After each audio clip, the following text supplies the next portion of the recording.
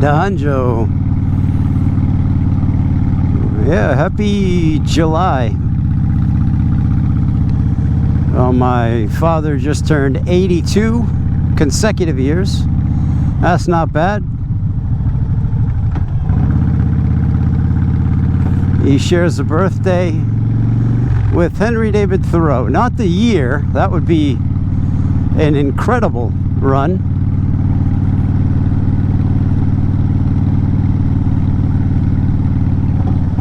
Yeah, so it's been twilight all day long here in Massachusetts, just outside of Boston, as maybe it has been for many of you. We have some wildfires in Canada, and we are off to the right of the jet stream, which is carrying the smoke our way. And yesterday, it was maybe around this time. Let me check my watch. Yeah. The sun was in the sky, and it was an unbelievable electric apricot color amidst the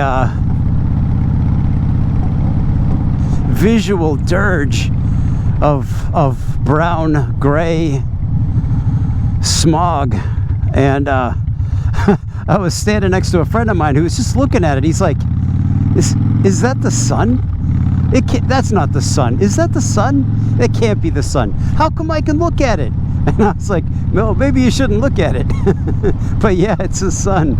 The sun was like something out of a dark, maybe fantasy painting. It's with the silhouette of, some trees and misshapen buildings and that crazy electric apricot. Yeah, something else. They're like, is it the end times? Of course it is. Of course it is. Of course it is. It has been for quite a while. Something's always ending.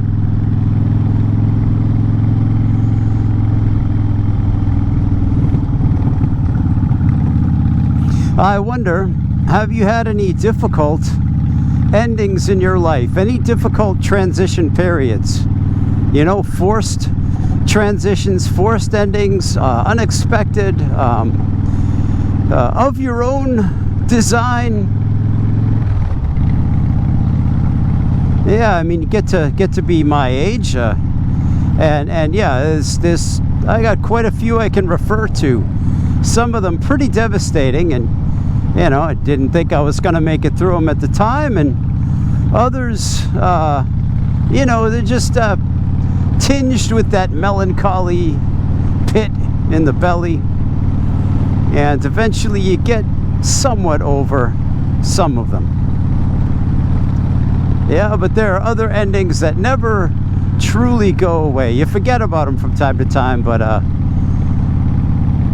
every once in a while, when the wind is right and the sun is at the perfect angle, and you forget, 10, 20, 30 years have passed.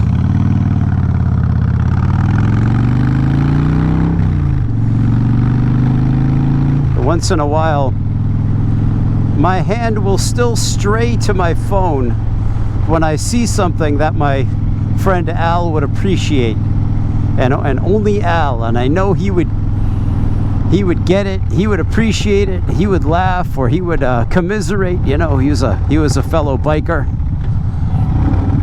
And I forget that it's been years since he's passed. But time is such a relative thing. It exists, but it also, well, bittersweet. How about that? It exists, and yet it doesn't really exist. And I don't know, maybe you've had this experience too, where when the situation or the circumstances are just right, and you're there, or that song, you hear that drum fill or that bass line that's starting that song from 35 years ago, and your guts remember precisely the feeling of that song, and then you know, in a few moments you remember like, wow, that was 35 years ago. Felt like it could have been last week. You know, there's a joy in that. There's a sorrow in that. That's nostalgia, right? Nostalgia, the root of which is pain. And yeah, some pains are like contusions or deep bruises. They take a while to go away. Some pains are like tattoos, and they're a little hot and furious, and then they last the rest of your life. And you know, you refer back to them a lot. People ask about them. You know, like they would ask about a tattoo, like, oh, didn't you used to blah blah blah, or weren't you? And it's like, yeah, well, let me tell you what happened with that, you know? Anyhow, that's it. I wonder if you're experiencing these wildfires too, where you're at. A little bit of concern for my friends in Canada, and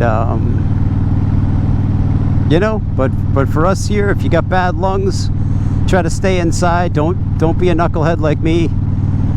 But honestly, yeah, the bug smasher, we've been parking outside lately because the landlord's been fixing up the shed garage, so I had to get out and blow all of the she hired a landscaper to mow or something, and unless they have a bike, they don't really care, so you gotta shake out the cover, all the grass and spiders and other debris, and sweep out the air filter, and let the old New England smog-filled air do the rest. Smog, yeah, that's it. That's what it is.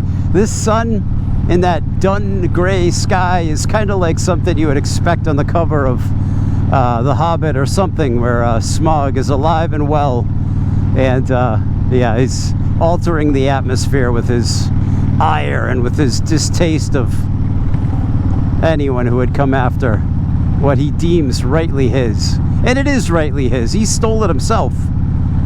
Doesn't that make it his by right?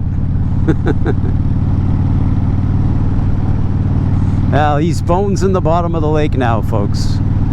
Fear no evil. Alright guys, Matt the Greeter. Apologies for wasting your time. And I will see you on down the road. Bye.